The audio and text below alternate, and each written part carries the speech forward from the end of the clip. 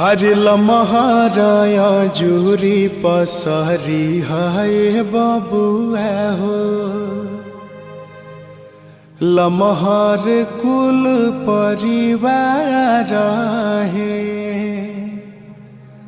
लमहर बाटे तहरा पापा जी के नैया हो।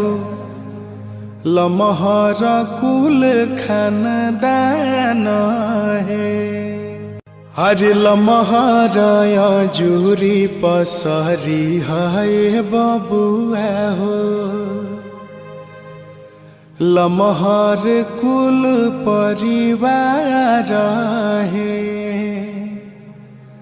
लमहर बाटे तहरा पापा जी के नैया हो।